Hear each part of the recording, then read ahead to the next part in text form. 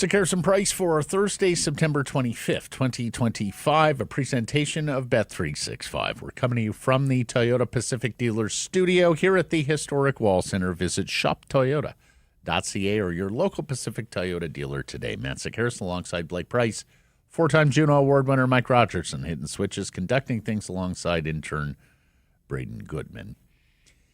If you're wondering about the fit today, we have photos to do. No hats. It's a double no hat day. Very rare. Yeah. Double no hats. I mean, there's a sports coat here. Oh, you went a little more casual, huh? Was that a quarter zip? I never wear sports coats, so. Well, for your television work, you wear no, not anymore. Not anymore. Really? No. Apple TV, no. Are you doing a CFL sideline game coming up? I am. For that, I will. For Far Hunt, yeah. TSN has a different standard. TSN has a very high standard when it comes. Although to they're starting to let those guys let go of the ties too. There are tieless guys in TSN now. My friend Dave Naylor tells me a story about wearing like a reddish sports coat on a hit on TSN many years ago, and he gets a call from one of the brass. Dave, did we buy you that suit, that jacket? Was that one from our outfitter? He goes, no, that's actually from my personal collection. And the brass said, never again. They used to be more controlling on that sort of thing. They used to be quite buttons down on attire on TSN. Yeah, I guess. All right, so there you go. There's the fit. We got it out of the way. Everyone who joins late on the YouTube chat, you can fill in the latecomers to why are they so formal today? Why do they look like that today? They don't typically look like that. First day of school in September. There's photos, right? Slovenly. Yeah, exactly. Yeah. It's like photo day at school. Yeah.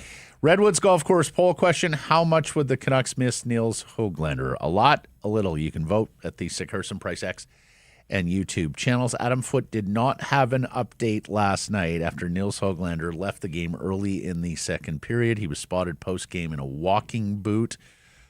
Foote said he'd be reevaluated today, so we hopefully are going to get an update after the proceedings are finished at Rogers Arena. It's a day where they have split the two groups, and there's some interesting combos and pairings that we're going to get to here in a moment. But as of right now, we don't know how much time Nils Hoglander is going to miss. I mean, I suspect there is some opportunity for young players, young forwards who are vying here with this injury. We'll get to that in a second. But first, just deal with the subtraction for me. If Nils Hoglander can't go on opening night against the Calgary Flames, Blake, and further beyond, if you will, what's the effect on this lineup? Is he a huge, important part that you'd vote a lot, or is he closer to a little? Well, until he's back to proving himself to be an important part, no, the answer is just it's objectively a little. I mean, he did not provide the Vancouver Canucks with a lot last year. So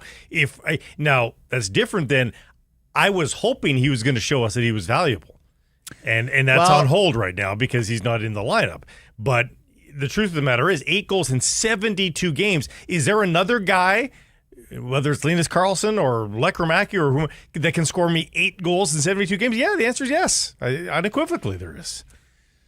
So I'm going to disagree, and I'm going to disagree wholeheartedly, and not simply for the sake of disagreeing, which I sometimes do just for the sake of fun. Okay. Nils Hoglander started turning his game around in the last quarter of last season. He was 13 points in his final 19 games, which, I mean, pulled what was turning into a that's disaster. Most of his points. He's only 20. No, exactly. But, I mean, that's like a 55-point pace, Blake. That's top 6 pace. How quickly we forget the 24 goals from 2 years ago, Blake. Mm-hmm. How quickly we forget that Rick Tocchet was not necessarily the coach for Nils Hoglander, nor was the Tocchet system. And what are we talking about with this Canucks team? It lacks goals. This is a guy who has achieved 24 goals in a National Hockey League season. If they were chock-a-block with scoring in the top 6, I would be right there with you and say a little. They are not chock-a-block in scoring. The 24-goal season that you point out, I think they're going to miss them a lot. Outlier. Because here's the thing. This is not a lineup that is teeming with offensive depth where you can take away a top 9 forward and think everything's going to be tickety-boo. It's fourth-line production, so that is replaceable. The 80 games that you talk about with 24 goals is the outlier from his 300-game sample in the National Hockey League. Whoa, but Blake, come on. When he's a young player, it's a different standard. Hey, I'm pulling for Nils Hoglander. I am. But there is no evidence yet that the Canuck will miss him at all because he hasn't played up to that 24-goal standard recently. Okay, so if I can pull the last 19 games last year with the 80 played the previous year, that's nearly 100 games. And you put those point totals together, that's a 54-point guy, so that's a 40-some point guy. That's all you have to do is cut out 19 games from last year, paste them to 2 years ago, and then you got a good player. We're going to stitch them together. We're going to pretend that's all you got to do. We're going to pretend like the first 53 games last season didn't happen. No, but here's the point, Blake. In 99 of the last, what's 99 and 53? 152. He's been a very good producer in the NHL. So you say it's the outlier. I would say the first 53 games last year were the outlier. When looking at the previous 2 seasons. So simple. Remember, he had to go back to Abbotsford to refine his way as a young player, Blake. Remember, he made the Vancouver Canucks as a 19-20-year because they were terrible, and he had a great camp. So ignore 150 games, take 80, ignore 52, no, but players take improve, 19. Blake. Got it. Young players develop. Hey, again, I was actually looking forward to the redemption arc for Nils Hoglander. I was. It's not like it's scuttled here. No, not at all. The Adam Foote announcement last night, at the very least, was I don't think it's going to be too bad. So yeah, I don't think he's there on opening night because of this injury now. But is he there on game 6 of the season? Yeah, I think that's possible. We could have news during the show here. We'll see. Yeah. Did we play the video, Mike? Have we seen this? Yes, Yeah. Okay. Yeah. He gets hit by Etienne Morin in the neutral zone, and then Daniil Miramanoff finishes him off behind the play. And disappointing, too, because he scores earlier in the game. Yeah. And we're going to get to that in a moment. First, let me tell you about our friends at the Redwoods, where all their junior camps for the late summer, early fall have sold out. But they have private and semi-private lessons available for your children ages 6 to 16. Set them up for a sport of a lifetime and get them some tutorials from their teaching pro, Craig. Blake and I have had a couple of lessons already with Craig, one on the golf course, one in the fantastic practice facility they have there at the Redwoods. It is a heated and covered range, so when the cold temperatures start, when the rain starts, you're tickety-boo to hit golf balls. They have the amazing practice fairway bunker, as well as the chipping area and the putting green. Plus, play around at Redwoods. Your dog is welcome. If it's well-behaved, it's on a leash, bring the pooch. Because that's the thing, like, I got to leave the dog at home for the round, plus the travel time. Is the dog going to make it? Am I going to come home to a surprise? Bring the dog. My dog Visit them. My dog could do that. You think so? Yeah. Waffles? Yeah. Redwoods-golf.com/instruction. Let's get to our top story, brought to you by Yellow Dog Brewing, Neighborhood Brewing, and Foolish Winery. Mancini's the man. Chytil's a hit. Canucks win their second preseason game of the schedule after losing in Seattle before an adoring crowd at Abbotsford Center, fresh off the Calder Cup championship in which Victor Mancini starred. I would have gone Mancini is the man, so is he. Till. Yeah, also an option. Blake is getting very high and mighty on his headline writing ability. Like when you see our show notes, wherever you see our show notes, know that Blake is the headline writer. Wow, there? I'm bound by space there, so it's much more difficult. Like No. If you go too your long, genius fits into 140 characters. no, it's not that. You don't get that many. How many characters do you get? Well, you can write it long, but people won't see it when it gets up. So you have to go no. small so that it shows up. He's forced to be brief. Yes, Brevity is a virtue. it's true. The big fella, talking Mancini, scores again. That's 2 goals in 2 preseason games for a defenseman vying to make this. He wants to be a Vancouver. He Canuck. does, and he's playing the same way. Like it's And not he's like making a hell of a case. yeah, like it's not like there was one flash moment. Like he played the same game again, repeated the performance, Matt, and that's what you ask of young players or bubble players. Be consistent with your performance, and he's doing that. Do you think he's on the opening night roster?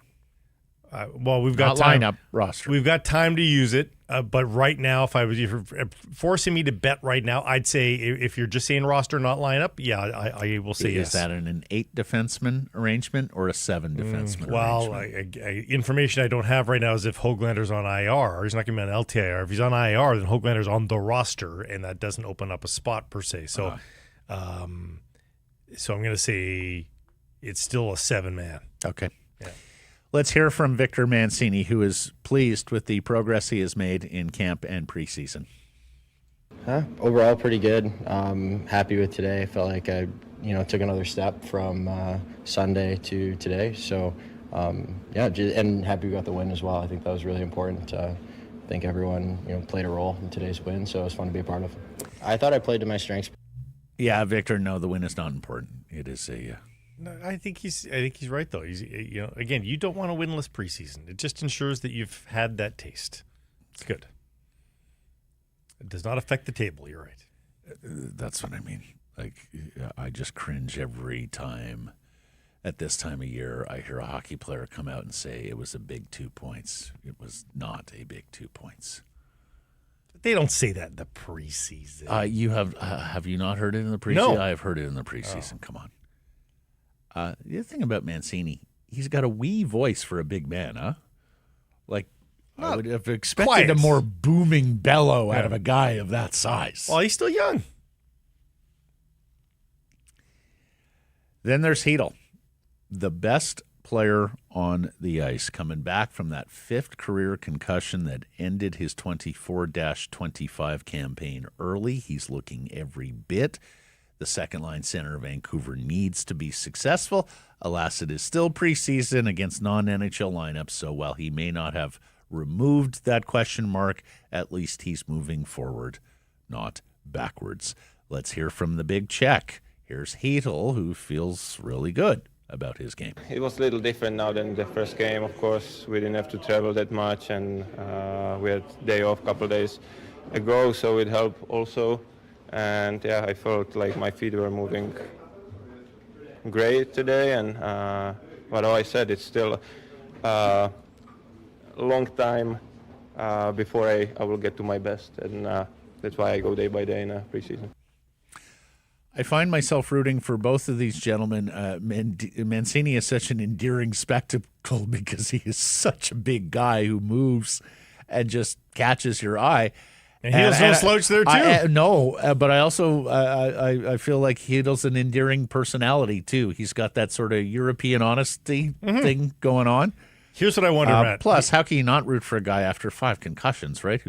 So along those lines, and I've already heard this from a couple of people that have been watching him not only in these games but in training camp as well. He does skate with his head down a little bit. And I hope we don't get Eric Lindros vibes. Eric Lindros, a wonderful player. If you're too young, look him up. I can't believe I have to say that. But Matt, right through the entirety of his career, not coming out of junior. I mean, as a 5-6 year vet, you'd be like, dude, lift your head. Like he never had to in junior. No, you're right. It didn't matter. He just bowls through everybody. Oshawa General games when he was a junior. There was nobody on the ice who dared to go in front of him. No. He was a freight train. But not so at the NHL level. But Chytil shouldn't have that, right? Like, he's a big guy, but he is not of an Eric Lindros. No, I don't think it's like, born out of that, though. I think it's just what he's done, and I just hope we're not wincing every time he's carrying the puck. I know. We talked about Chytil yesterday's show with Frank Corrado. We talked about how if he's going to be that second-line center Vancouver needs, he either needs to really up the scoring or more likely the distributing, right? Mm-hmm. When you're the center iceman, you tend to be a playmaking spot. He makes a beautiful pass to set up that Nils Hoglander goal. Mm-hmm. So check mark there. Well done, Filip Chytil. And he had his coach talking well of him in the postgame. Here's Adam Foote on Filip Chytil. It's hard to evaluate guys in the first game after throughout the summer, but it was much better here. Scott Young worked a lot with him over some things, in his rush, when to stick handle through guys and when not to, things like that. And I saw an improvement there, and I just felt like he was playing with a little bit more zip tonight. I said going into this game, Matt, I said, bottom line be damned. I don't need goals and assists, although he did get bottom line. Just show me that there's something. Show me a flash. He did more than that, Matt, by being the best player on the ice, both teams. That shows you, again, okay, there's reason to have faith in this second-line center assignment.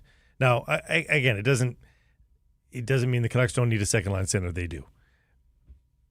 But, there is hope of at least mitigating until the Canucks find one. And then there's still the scratch and win hope that he actually just is one. But you need to show us something, and he did. I don't think we'll know if he is one until the trade deadline comes and goes. If they fortify that spot, then you'll have your answer. If they don't, that's full belief. Yeah. That's assuming they are in the playoff chase. More good developments as well with Tom Willander. Am I saying that correctly? I believe you are. We did get official word this week. Brendan Batchelor on the radio play-by-play side. Tom has asked for Willander. So the European pronunciation there. Mm-hmm. Who last night, looks the part of a first-rounder with 2 years of NCAA experience. Here's Daniel G. of Canucks Army and Elite Prospects. Willander put together a detailed game tonight, sneaky shooting off the point, stretched the puck in motion, won battles on the retrieval, consistently great reads.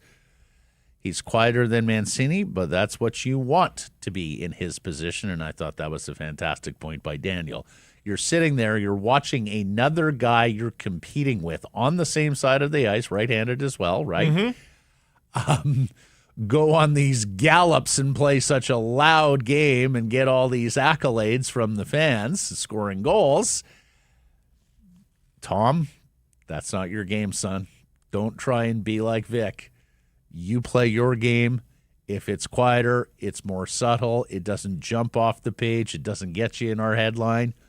The coaches will know. It's very dangerous to do that, to chase what the other guy's doing. But you're right. That's not what he's there for. No one expects him to be that at all.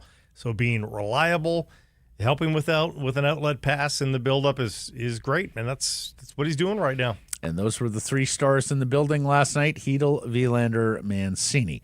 Demko, Thatcher. He stops 11 of 12 shots in his first action of the new campaign. Nikita Tolopilo relieves in the third period. Let's hear from the head coach, Adam Foote, on his starting goaltender.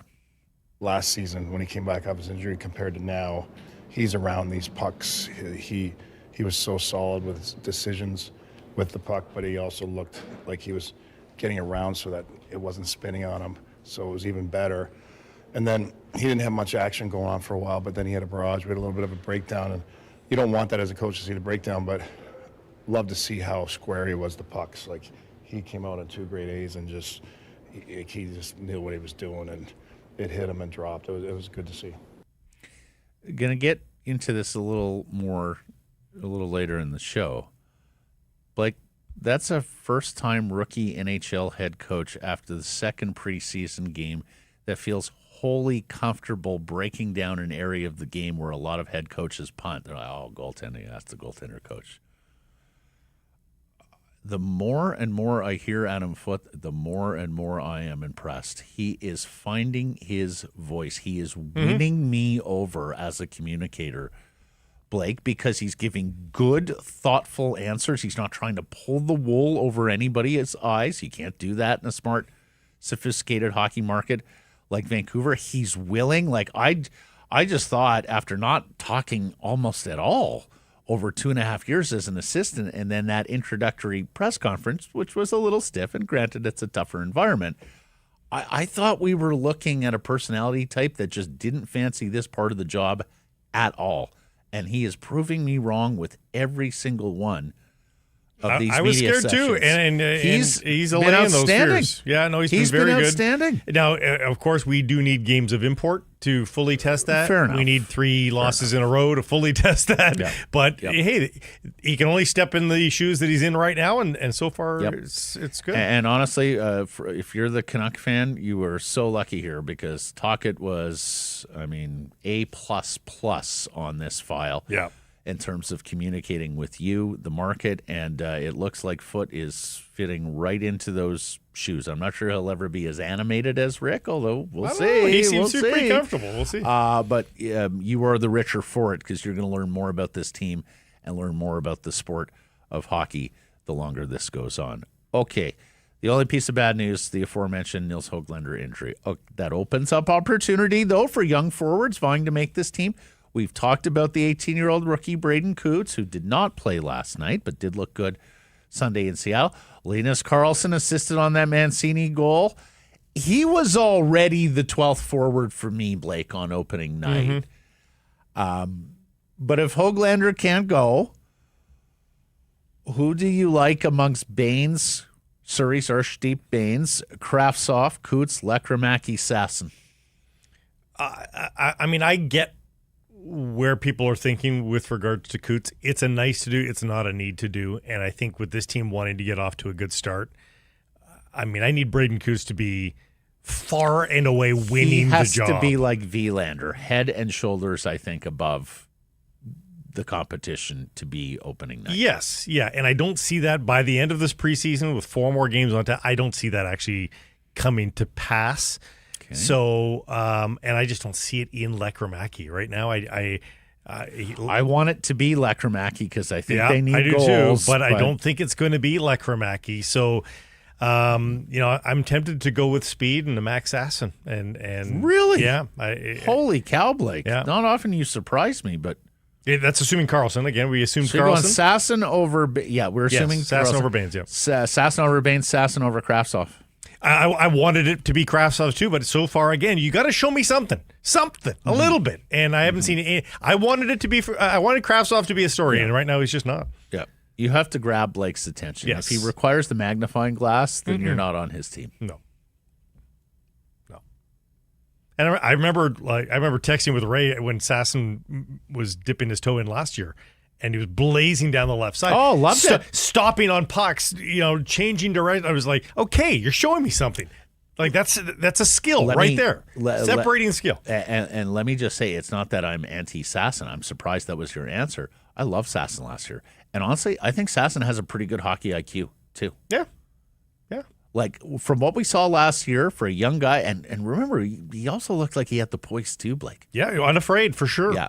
Like, I like the innards there on Sasson. I think there's a good brain. I think there's a good heart. And Matt, when you've got speed, guess what? You get to cover up some mistakes. Yep, that's fair. Also, really nice touch by Adam Foote and the coaching staff. Like, here it is again. Another just itty-bitty example. It doesn't take much. Maybe it was suggested to him as other than his own design.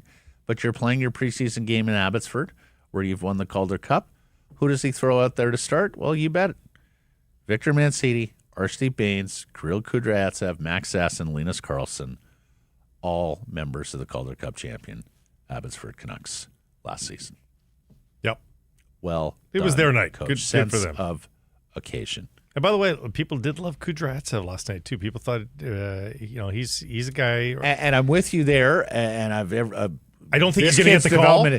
But I don't think Kudryavtsev has a snowball's chance on the opening night lineup, or roster, which is why we're not discussing him more But here's my more over-under. fully, but I do think Kudryavtsev plays NHL games this year. 20 games over-under. Under. I think he can get over. I'm going under. Yeah. With injuries, maybe a midseason trade, getting rid of some of your depth, yeah. The thing I would wonder about Kudryavtsev is, okay, so your Hughes, your Marcus Pettersson, your EPD, and I think your Pierre-Olivier Joseph on the left side. I would also even wonder whether a right-hander, if Mancini and Willander are pushing, would get a call before Kudryavtsev. Like, would you go two righties on the third pair if you needed to? Oof. When you have left-handers abound, I don't know. Well, he's got four left-hand. Yeah. So I go under. But I think the Canucks are sitting on a real player there. And that's, again, my prediction. I think he's an NHL defenseman. Yeah. Next 2 seasons, I think he is an NHL defenseman. My prediction assumes no step back, that he's building off of what we saw last year. And I think he will build. Yeah. This kid's arc has been, remember they drafted him, and then like the next year, the OHL coaches poll came out, and like he was amongst their top defensive defensemen. And then you started to hear more and more from people who watch the OHL who were saying, that Russian kid can play some. And then he came to Abbotsford, and of course, first-year pro, and that's very difficult. And you think, okay, baby steps. No, he became a staple, a go-to guy. Now, in that lineup. late draft picks can add skill, and they certainly can add size because a lot of these kids grow post-draft still. But often what makes a late draft pick usurp their draft slotting is a knowledge of the game that is not necessarily decipherable with traditional scouting in your couple of years pre-draft. And intangibles, if you will. Yeah, and that's bravery, that's hockey IQ, all that. Yeah. And I think he's got it. So we'll see. There's been a lot of we'll see in the last couple of days, but that's the nature of preseason, I suppose. Yeah. I know you're excited about Dogtoberfest. I am, but I'm also very pleased to see 2 Yellow Dog beers on sale for the month of September. We've talked about how great a sports month it has been. This week, the cup runneth over again. You need to make sure you're stocked, and you've got 2 great options on different ends of the beer spectrum. The Yellow Dog Play Dead IPA, the big banger, the 4-packs, tall cans on special for the month of December, and the Chase My Tail lagers on special as well. These are the 12-packs, regular size cans, also on sale. Go check them out at your private and government liquor stores. Vancouver Canucks skating in 2 groups today at Rogers Arena for the first time all season. And let's check in on how that first group was slotted, because there's some interesting line combinations in defense. Is there ever? Pairings here. DeBrusk, Petey, Besser stay together. Saw that it's pretty coming. clear that the coaching staff want those 3 guys, their 3 best offensive forwards, to find chemistry together. Braeden Cootes with Evander Kane and Jonathan Lekromacki. 2 things to note here. Number 1, coming off the strong camp and preseason game. Hey, Braeden, you've got a chance. Thomas Drance reported yesterday he's going to get a chance with higher octane line mates. That's effectively giving him second line billing right there with Evander Kane, right? Because that's where Kane has been in training camp, typically with Chytil. And Lekromacki endures there too, Blake. So I think we got another clue about this head coach and the coaching staff. Okay, kid, you maybe haven't dazzled just yet, but we know what kind of player you are, and we may have to compensate for the Nils Hoglander injury. And you're gonna stay right there and get more run with a bona fide NHL player in Evander Kane and another guy who's got some offensive skill. And neither one of these Love kids it. is Love it. blessed with size. Neither one of them is very rough and tumble. So to have Kane is a bit of a bulldozer to clear space for both of these guys. This Protector. it's a huge opportunity for both of these kids. So between that and the third defensive pairing, and okay, let's run through the. You've got some interesting kids here and cool opportunities. Yeah, Canucks host Seattle tomorrow, preseason. Bluger with Kraftsov and Sherwood, so that's opportunity Kraftsov, right? Mm-hmm. With a line that could be your third or your fourth line. So on the defense pairs, Hughes and Hronek. Okay. Kudryavtsev, Pierre-Olivier Joseph on the right side as a lefty. He's talked about it. He's played there a bunch. But DPD Willander, that's the one you want to pin down on. Yeah, DPD Willander is very interesting because unlike what we saw up top with the kids insulated with an Evander Kane to try to elevate the two of them there, this is, I mean, we talked about the possibility. Is there a world in which two youngsters grab that third pairing? We had this as a poll question about 3 days ago. Most of you said, no, it's got to be Forbort with one of them. Yep. Well, we're going to see. No, yeah. We're going to see what this looks like. Mm-hmm. And, I mean, I think it's just a test. I don't see this sticking for opening night. But it's an interesting test. And Kudryavtsev with Joseph is a little opportunity for the aforementioned as well. There's still a piece of me that wonders, and this goes for opening night lineup, not necessarily beyond. There's still a piece of me that wonders whether it matters how great Mancini or Willander look at even strength in these preseason games because of Forbort being a strong penalty killer. Yeah, it hurts. And that's the element that I think the coaching staff is going to need to see from the younger guys to be able to convince themselves that, yes, that's the right option for us. Or to win NHL games. You ready to go to Galaxy Brain here? Canucks have their biggest weakness on the entire team is where, Matt? Center. So dress three of them. Go 11-7 and have Forbort there to kill penalties. And just Petey, Chytil. No, but you're sitting Ratu or Blue. You don't do it every night. No, you could flip Ratu to the wing. I think Ratu. You're sending a wing before a center, Blake. That's a little too Galaxy Brain. Yeah, okay. Chew out of the box. Just saying. That's like saying we started to see several NHL coaches go 11-7 down the stretch last year. You wonder if that's a new wave of thinking here. That's like if I ask you for your favorite Led Zeppelin song and you give me a B-side from the Robert Plant solo catalog. Oh gosh, it's disgusting. We went down a rabbit hole before the show. 29 Palms, baby. Just don't go honey drippers on me. Adam Foote joined the Rain Dregs podcast, and we're going to have Dregs on the show here next week. Darren Dreger's back with us again this season. Hockey Insider. It's not really insidery season, though. So, but we'll do a hit with him next week, and he'll join up at some point weekly on the program. See if that Hughes kid is still out there on Sunday. Well, yeah. So Foote said he thinks Hughes is going to be a Canuck long term. He talked about how there's more noise than substance.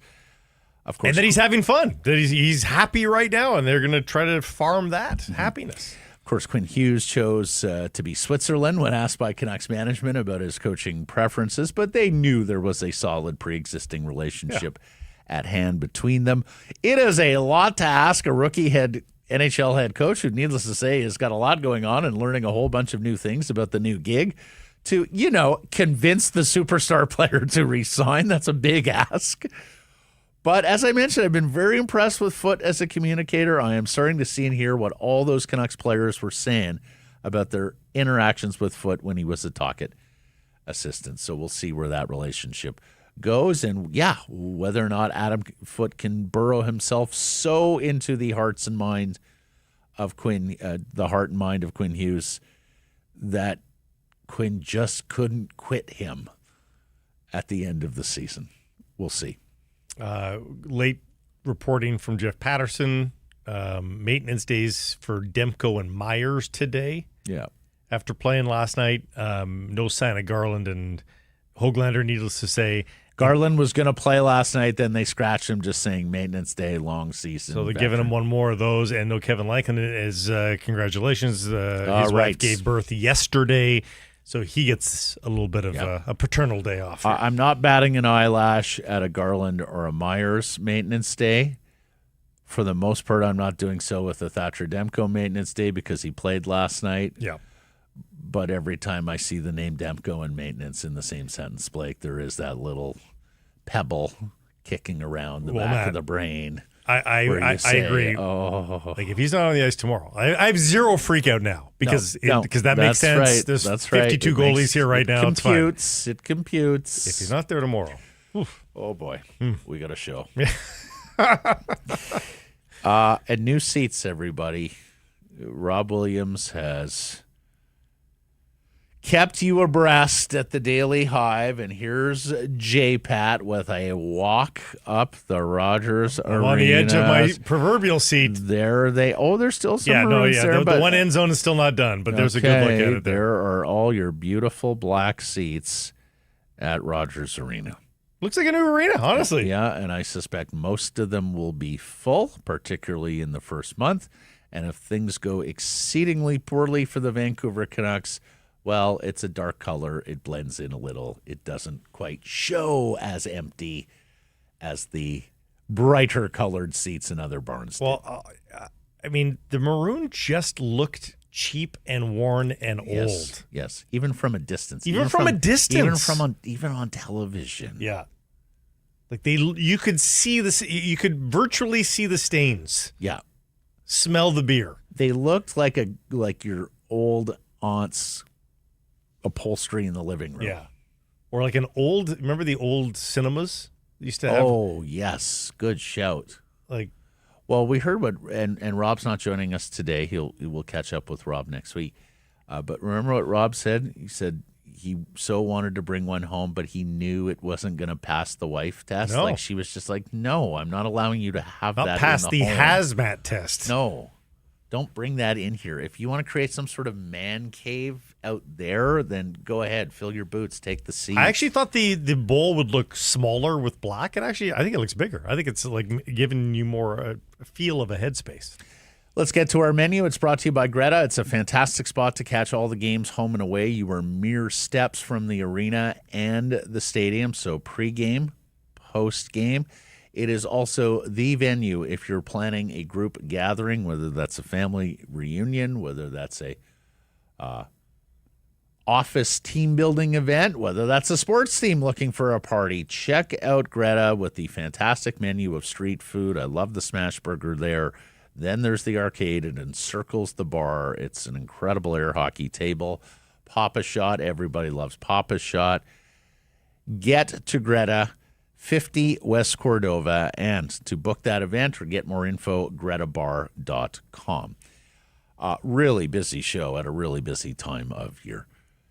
Trevor's up next. Is that right, Mike? Yes, sir. Okay, Trevor Begs of the Daily Hive. You're asking, that's a new name. Trevor has been covering sports and the Canucks off and on for 12 years here. He is the new Daily Hive Canucks reporter hired by Rob Williams. Rob told us about that a few weeks ago. We got a chance to meet Trevor in Penticton. He was at the game covering last night, so he's going to join us his first time on Sekeres and Price. Looking forward to that, as well as Patrick Johnston of the Province and Postmedia. And yes, all of these names we have talked about: Chytil, Höglander, Mancini, Willander, feature in our conversations as we look back on last night and point forward to the remainder of Vancouver Canucks preseason, which continues tomorrow with that game against the Seattle Kraken at Rogers Arena. They're in Edmonton on Sunday, and then when we're back here on Monday, Blake, that's it. 2 more preseason games before we are down to brass tacks of setting that opening night roster and lineup. All that coming up on the show today. Later in the program, Vancouver Whitecaps get another result with, just an unbelievable lineup. Very interesting lineup. Who was missing? All due respect. It looked like a preseason lineup, if you will. Glass City, our favorite follow, put for it's 10 players, 9 position players that you would gladly start for the players that were missing yesterday. Yes.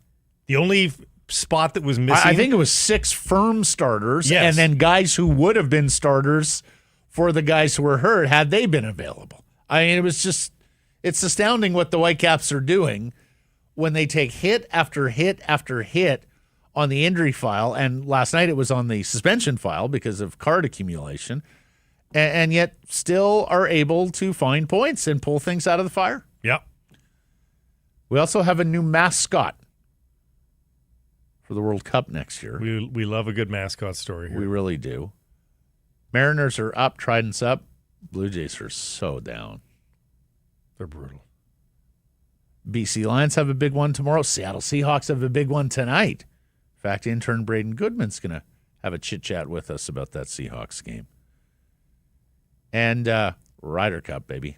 All that coming up here on Sick Harrison Price. Time now for our Bet365 bets of the day. I took a draw for the Whitecaps, Blake, and it came through. Paying plus 333. So I'm going to take the T here. Really? I sure did. Go back and check the tape. We don't have tape anymore, but I'm picking Europe to win the Ryder Cup. And I like the value at plus 170. I think this is the best European team in some time versus an inexperienced U.S. team with 4 rookies. I think there's a lot of pressure on the U.S. after getting throttled in Italy last time out. Luke Donald has captained a Ryder Cup winning team, and Keegan Bradley, as we have talked about for the last year here, Blake, for our money, an unusual choice to be the U.S. captain. I would almost prefer Keegan playing to leading this week. Like, I think he's one of the best 12 U.S. players right now, and yet he didn't pick himself, and I understand why. But I would prefer Bradley over Burns, Bradley over Griffin, some of these other U.S. guys will be making their debut. Then there's the togetherness element.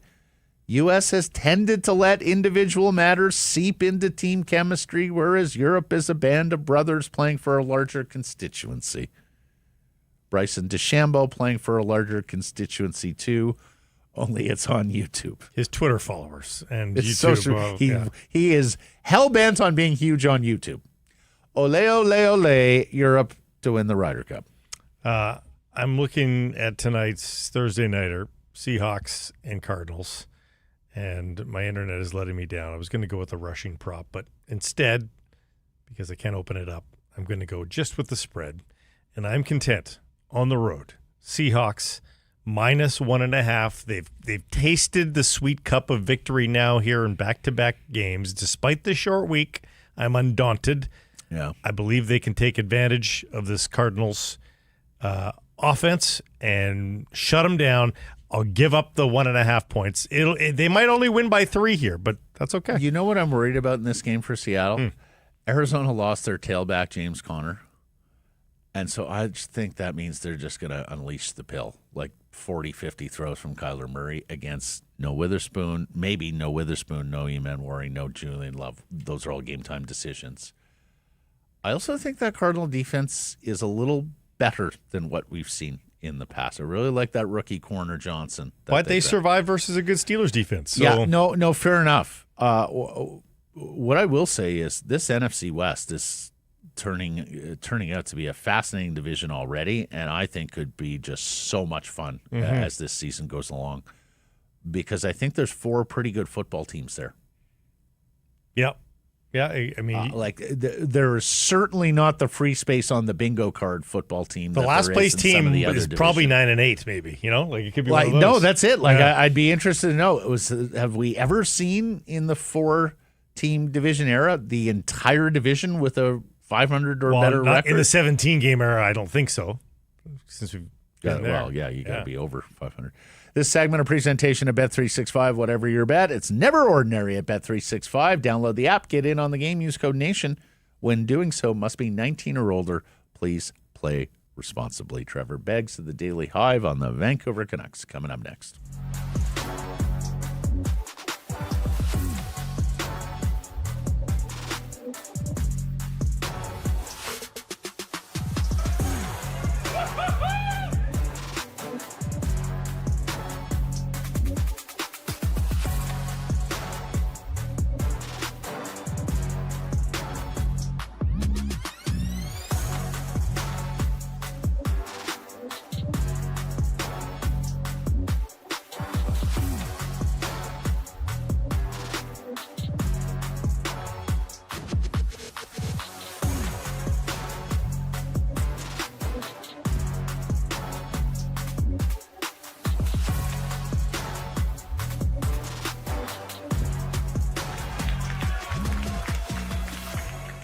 So Harrison Price from the historic Wall Center. The Daily Face-Off Survivor Pool is officially live, and if you think you got the hockey knowledge to go the distance, this pool is for you. It's a game of elimination strategy. $2,500 grand prize here for the last fan standing. Here's how it works. You start with 2 lives. Each round, you pick one winner from the slate of NHL games. But here's the twist. You can only use each team twice throughout the entire contest. If you get a pick wrong, that's 1 life gone. Lose twice, you're out. The pool runs until there's just one person left. Simple enough, right? That's the way that works. And the winner pools. Yep. takes home $2,500. If you're ready to outlast the rest, sign up now at dailyfaceoff.com. You can hit the link in the show notes. May the best fan survive. Well, typically this is the Rob Williams spot, Blake. But he made the mistake of introducing me to his new Canucks reporter, Trevor Begs, up at Penticton during training camp. Yep. And then I found out Trevor was covering the game in Abbotsford, and I was like, well, we got to kick Williams to the curb here and bring in Trevor. Maybe there's a better version of Rob out there. I know there will, Basketball Phil and some will be furious, no Rob Williams, but I'm pleased to welcome Trevor Beggs to Harrison Price for his first time. And congratulate him on the new gig. Well done. Welcome to the team. Oh, thanks, gentlemen. Long-time listener, first-time guest. I'm excited to be here. And Matt, it was what a treat to meet you in the flesh there up in Penticton. Oh, first person to That's out what of the everyone sentence. says, Blake. Yeah. Trevor, you're new to this gig, but you were certainly not new to covering the Vancouver Canucks. Give them a little brief history of how you got into this racket. Yeah, it was the 12-year part-time grind before I took the job full-time here. But I was a journalism kid up at good old Kwantlen in my hometown of Surrey, British Columbia. Not many people are willing to say that, but I'll do it on air here. You're so brave. I know, I try my best. But yeah, and my strong. first writing gig was ironically with Fan City Buzz, and grinding part-time and kind of came full circle. I've been freelancing with Rob since 2019. He got me in the booth covering games part-time. My first one was December of 2021, Jim Benning's last game. Boys, I thought I was good luck after, my first game I covered being Benning's last game. But after last night, now I'm not so sure anymore. Welcome to the toy departments. I'm just thinking, like, you got a lot going on when you're covering your first NHL game. Oh, they fired the general manager, huh? Okay, I guess I'll have to write that. After almost 10 years of losing. Yeah. A few stories there. Yeah. General manager's dead man walking. Go, cover the story. You covered the game last night. Thoughts and observations. What stood out to you, Trevor? Well, I think Filip Chytil was the first guy that stood out to me. The way he skates with the puck. There was that one shift in the second period where he just, he drew 4 Calgary Flames to him, and he inevitably got checked because he didn't have anyone with him. But just the way he moves around the ice is, far and away above the talent level of preseason hockey. You do worry about him a bit watching him play. After 5 concussions, you're thinking, will this guy let up? Will he play with his head up and be a bit more cautious, and that doesn't seem to be the case. So, there's definitely moments out there last night where I'm cringing a bit watching Filip Chytil, and whether or not he's going to get injured. But aside from that, I mean, he's got puck skills for days. He scores a goal last night. He was all over the ice, had a couple of good defensive breakups. I mean, to me, he was probably the best player on the ice last night. And of course, Victor Mancini would have been the other guy that stood out too. And that's the performance that people were looking for from Filip Chytil, isn't it? Because they needed to be convinced that the skill level was there. I think the concussion worry will be omnipresent for the rest of the season. You're just not going to get rid of that until you're Sidney Crosby and you outrun it by seasons. I don't think anybody worries about that with Crosby anymore. So that's just going to be there. We have to get used to that if you're a Canucks fan. But the high bar of skill, does he have that? Hey, it's a preseason game. Doesn't fully answer it, but it does start to color in a little bit in between the lines, doesn't it? 100%. And I do like Filip Chytil's confidence. He said at training camp as well, just not worrying about the concussions or necessarily even changing his style of game. He just wants to go there, work hard, have a smile on his face. Boys, sometimes there's hockey players that don't have enough smiles on their faces. Absolutely. And Filip Chytil went out of his way to say that a couple of times. But he also mentioned that, dude, the JT Miller comparison. He played with Miller for a couple of months there in New York before Miller got traded. And he mentioned it that, JT Miller got traded to this team and, end up reaching new heights. And not to say Filip Chytil is going to be the next JT Miller, but the fact that Chytil brought that up, that tells you it's possibly on his mind. I love it was such a year from hell for the Canucks last year. I love sort of the energy and the earnestness that Chytil and Marcus Pettersson brought when they came on over, right? Having been untied to all of that, they came in and I just felt like, oh my God, those guys sound so happy compared to the rest of the Vancouver Canucks. Well, and you come from a shittier team in the Penguins. Like it was a new lease on life as well. Yeah. So you write the big Nils Hoglander story, the exclusive interview, and then he goes down with an injury. Ain't that the curse of picking a feature story to write? But for those who missed your piece on Hoglander, tell us what it was about. Oh, boys, first and foremost, I think I had a good, cry home for 45 minutes on the way home last night. The best player in the Canucks I had a one-on-one with, and he ends up in a walking boot after this game. I'm thinking, oh, my God, I got to stick to the seat beat like you guys were saying before we hopped on air. I'm not talking any more players anymore. But, no, I think one of the most interesting things I learned from Höglander talking to him at training camp was the fact that he talked about he wasn't playing his style of game when he was playing with the top players in the Canucks lineup. So I think for Höglander, my takeaway was he's a guy that really likes to have the puck on his stick, right? And I kind of pressed him on this too because he's talking too fancy. But that's his instinct, right? His instinct is to have the puck on his stick, make plays in tight, get to the net. But he talked about having to balance that out with, just going to the net and banging home goals. Like his comment was when you're playing with guys on the top line, and he was pretty clear that he loved to play with Pettersson. But if you're playing with guys on the top line or the top two lines, you do have to distribute the puck. And so that was a big takeaway, along with the fact that he said he was on his skating this offseason. I know you hear that from a lot of guys, but for a guy like Nils Höglander, you look at the NHL edge data, basically league average in terms of his speed. He's got the puck skills. He's got the tenacity. If he adds another step, we're talking about we're in September right now. We're getting optimistic, but he's a guy that could potentially have a breakout campaign if he can find another step in his game. That's how I felt until he ended up in the walking boot. But yeah, that's right. I mean, we'll hard see. To skate in a walking boot. The boot alone doesn't necessarily give us a diagnosis, but to me, he's always been a bit of a riddle because I don't know that his tenacity is ever waned to such a level that you're like, hey, where's that gone completely? I don't know that I've ever thought he's slow, maybe not a burner, but like I've never been able to put my finger on what is missing for Nils Hoglander. Hockey IQ. He just, I don't think he processes the game as quickly as some others. But I think he's very much a product of effort level.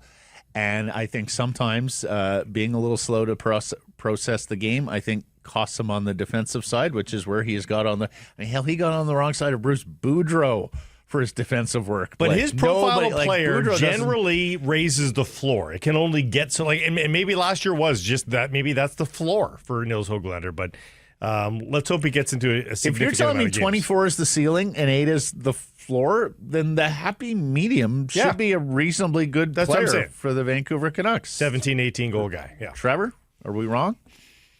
Well, I'm kind of siding with you more, Matt, and it's not just because I met you in Penticton. It's I really think that good politics on this show. Nils Hoglander, again, he's really good with the puck in tight, right? He does make those fancy plays, but he's not a good distributor of the puck, right? No. He can deke around guys, he can dangle, he can hold the puck and win battles in corners despite his size, but he's not a great distributor. So I think his comment about having to make sure he doesn't hog the puck too much, no pun intended, maybe a pun intended, and distribute to some of the top guys on if he's playing in the top 6. I think that's a really key element for him, right? Just let the puck distributors get him the puck and let him do the work to try to score. How do we avoid? Go ahead. We're asking on our Redwoods Golf Course poll question, if he is lost to injury here, how much would the Canucks miss him? A lot, a little? How important do you think he is in terms of where he factors into this opening night lineup? Yeah, based on the way they've structured things in camp, I'm going to go a little bit right now. I mean, I'm bullish on Nils Höglander. Best case scenario for the Canucks is that, he lives up to his potential and maybe even beyond that, right? He showcased chemistry with Pettersson in the past. Like if he proved that he could play on a top line or even the top six, all of a sudden you start pushing guys like DeBrusque or Kane down the lineup, then the Canucks forward group's starting to look a lot better. But right now he's more or less a third liner. He's being paid like a third liner. So until he proves us wrong otherwise, you could say a lot, but at the end of the day, he's a third liner until he proves otherwise. We'll try not to get too drunk on Filip Chytil in the early going. How do we avoid not getting drunk on Victor Mancini? Great question. Because that's back-to-back games now. Again, and these are the easiest preseason games to look in. They are the most watered down of the lineups, but pretty fun to see what he brings to the table. I'm all about the Chianti. I'm all about the Peroni. I'm getting drunk on all of that, Blake. Boys, on our podcast, we call him Valentino Martini, right? So I'm sipping on a Valentino Martini after watching this Limoncello, beautiful, beautiful. Yeah, he's got some spice in there, right? A little Tabasco in there, maybe. He's got a lot. Yeah, he wants to be a Vancouver Canuck. This is a Caesar. Honestly, no, but what I love about it is he wants to be a Vancouver Canuck. I mean, you tell me, Vancouver, Trevor, not an Abbotsford. That's it. Yeah. A Vancouver Canuck. Like, you tell me, Trevor, like shift to shift yesterday, how determined was this young man? Yeah, I really think a key for him is just making sure he keeps things clean in the neutral zone and then the defensive zone. I mean, like, look, we're all getting drunk off him, right? You see him wheel up the ice. You see him, that shift where he scored. Like, not only did he score, but sets up Linus Karlsson for a great A chance in front right before that, right? I mean, he's just all over the ice in the defensive zone. Obviously, the wheels are there. I think it's making sure that he doesn't, contribute in a wrong way in the neutral zone and on defense, right? Like, I noticed one giveaway in the defensive zone early on, but that was about his only mistake last night that I caught. I saw a couple more maybe in the Kraken game and in scrimmage, but as long as he's making smart plays with the puck in his own end, and getting the puck out of the zone, like, he doesn't have to be Superman. He doesn't have to be Valentino Martini in the defensive zone. Like, just play defense. If he does that, he's going to be fine. But I think that's the key thing for fans is it's easy to get drunk off what he's doing in the offensive zone, but you got to make sure that he's, getting the puck out of the defensive zone and neutral zone properly. And foot feathering that criticism to him is going to be interesting to see and how he communicates it, because you don't want the slamming of the brakes. Maybe some ABS, maybe a little pumping of the brakes, but not full brakes, right? You got to let this guy be him still. Yeah, and I think Foote's done that publicly to his credit. Well, we don't know what's going on behind the scenes, but I think the term he used was we have to calm things down. And Blake, that's that nice little pumping of the brakes you're talking about, right? A little feather, yeah. Yeah, exactly. So well, and normally when coaches go to lines like that, it's because they recognize the media people in front of them are more excited about the player than the club is. We want to be entertained, right? And we do. Yeah. And the other thing is, like, he's a really big man, and so it just pops. It's louder when he goes up ice with the puck. I've been calling him Nikita Zadorov. I think opposite side, obviously, but the same problems, but the same upside too. Yeah, I was going to ask you guys, who have you compared him to on this show? Nikita Zadorov's a guy we brought up on our show, probably lacking some of that physicality that Zadorov brought.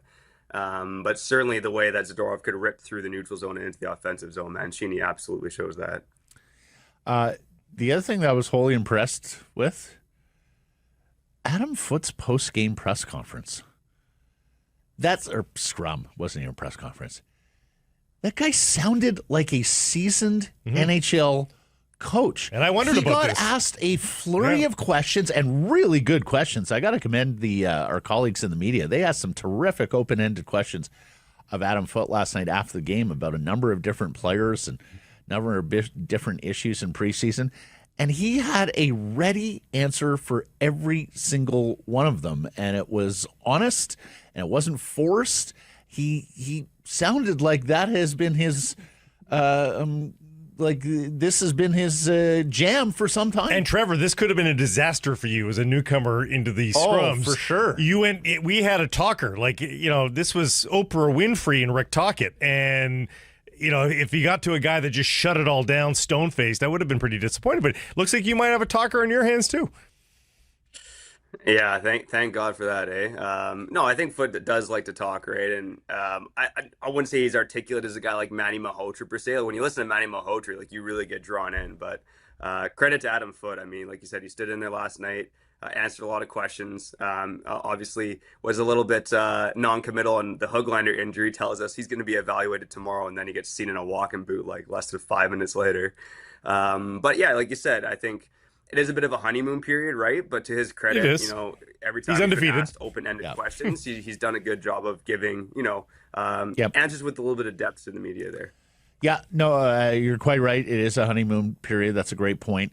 But I given that he didn't talk much or at all as an assistant, and after that first press conference, I thought we were dealing with a guy who didn't like this part of the job, wasn't a particularly great communicator. But the good news and is, would really struggle with this. And I think Trevor's right. I think he does actually enjoy the conversation based on what I've heard here in preseason. And yeah, they're undefeated right now. But we're talking player ceilings and floors. We know what the ceiling is for Foote. At least we know that it's in there. And he can do this. Yeah. So we'll see if he can make this regular. As we talked about through the Taka tenure. That's an important element in a Canadian market. Absolutely. You can get away with that in a Columbus and in a place where you don't have the vast community interest in the club and all sorts of people on a daily basis there asking you questions. But in a Canadian market, they want to feel a connection to the coach and to the club. They want to learn about the game. They are too smart. You can't pull the wool over their eyes on a lot of matters. And I am just wholly impressed with Adam Foote as communicator. So Trevor, far. before you say goodbye, just your thoughts on Demko as well. Not much. He was not terribly busy, but just body language, and there seems to be a zest to him, a newfound joy for the sport now that he seems to believe in his body a little bit more. Yeah, I certainly hope so, right? And, there was a long preamble before last night's game, so he did have to kind of stand around for quite some time. Like some guys got off the bench to skate around after the ceremonies in Abbotsford for National Truth and Reconciliation Day. But yeah, he stood in there and didn't have to face a lot of shots early. I think the Flames had 5 shots in the first period. Had to make some tougher saves in the second period when there's some power play opportunities. But just looked like the Demko of old, right? A guy who's pretty unflappable in the crease, moves across the crease well.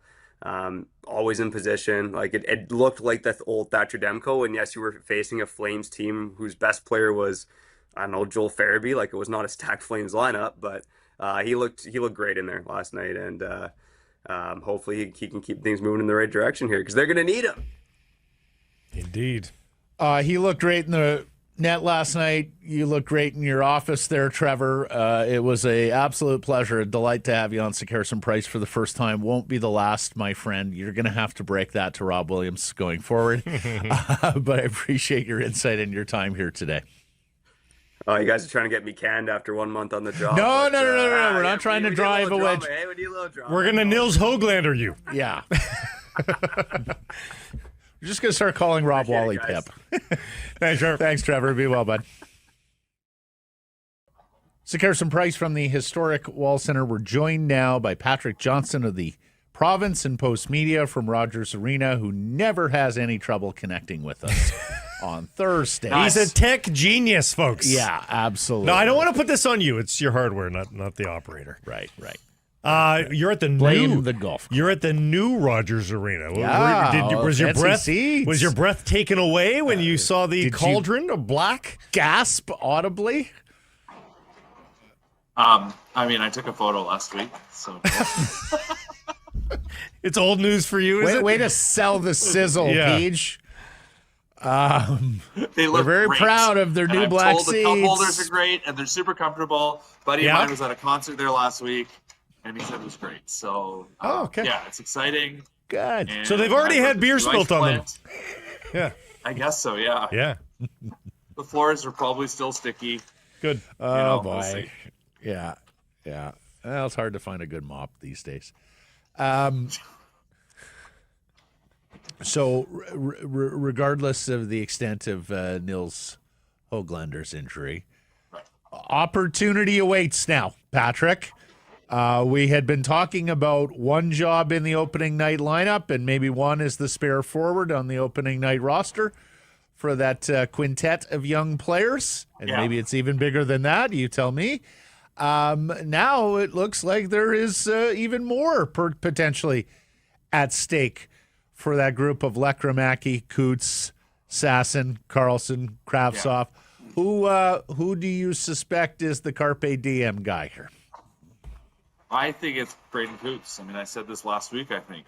And we've just seen enough from this kid. I think it's not necessarily can he stick for the season.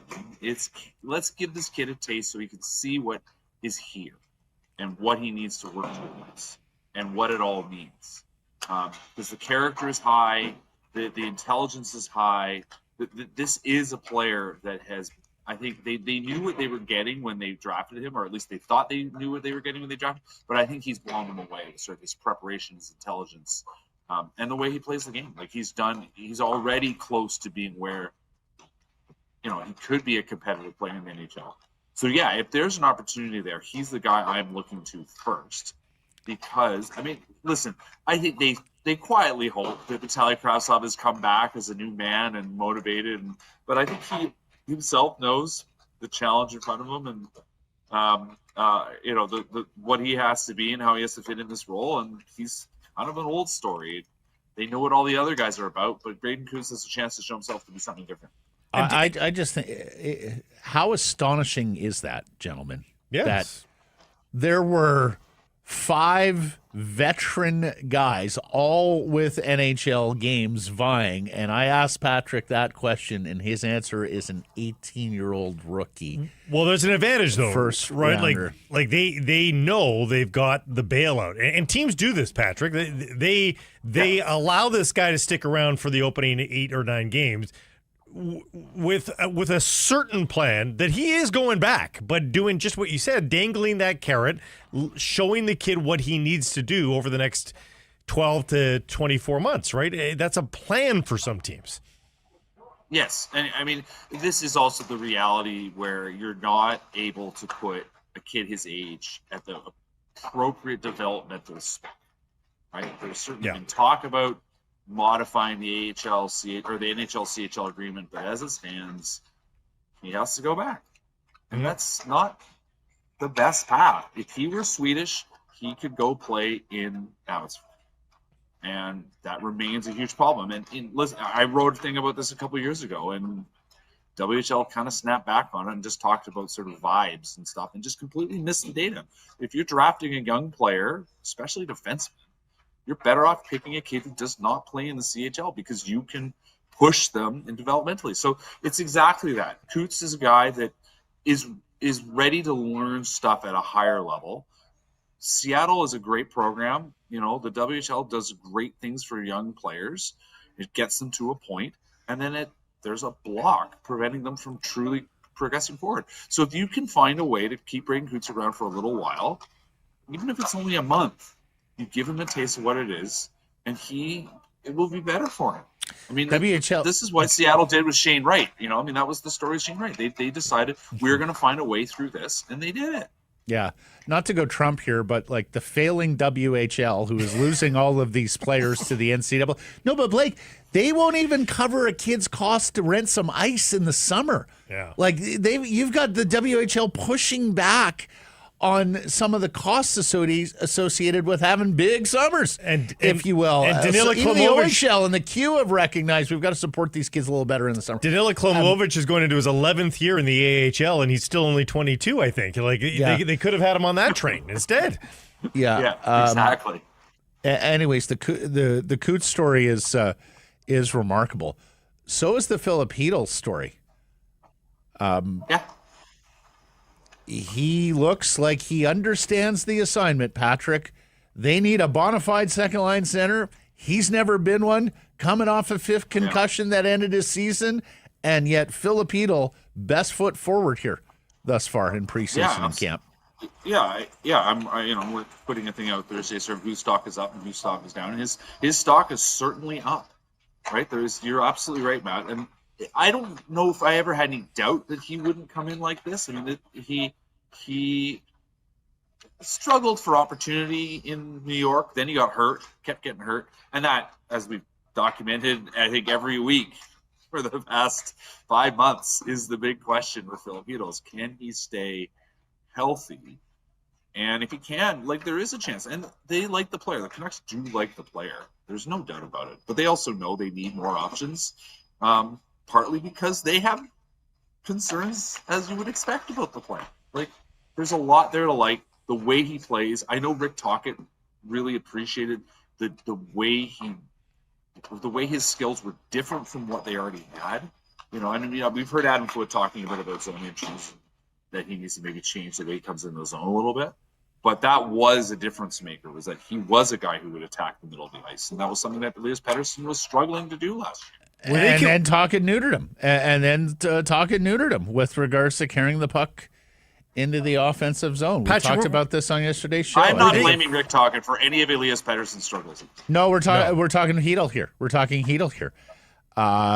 Were they concerned about his skill level? Did Chytil not say that after the first 4 games or something like that? Tocchet went to him and anyway. He said, the way I took that, and I'm going to actually follow up with him on it, but the way I took that was he said, you know, I played 4 games, it was the best hockey of my life, and he was great.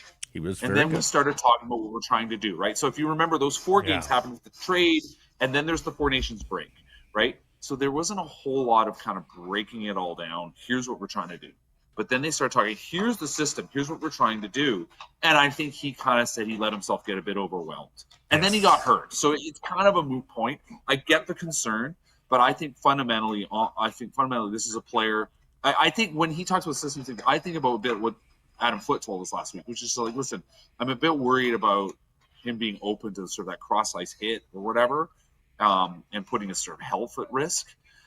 I took it to be that way, but it's certainly a fair concern that if he was told to stop doing what makes you great, where are we at? Anyway, that's behind us. We'll see where he goes.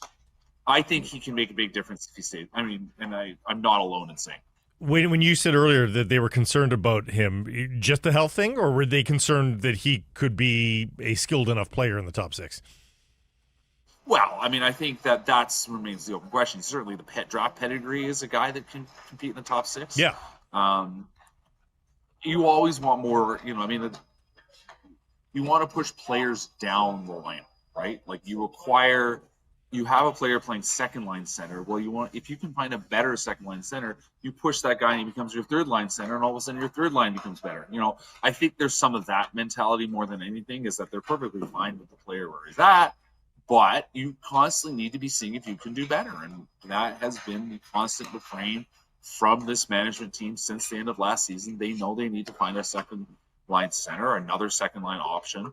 And that's where they're at. I don't take it as anything more than that. And certainly I've said, you know, I did say that there was talks between them and Ottawa where they were trying to chase after Josh Morris, and certainly Peter's name came up, because you got to give some to get some, right? Yeah. Like, that's the other thing. So the player's fine. You're just trying to see if you can juice your roster more.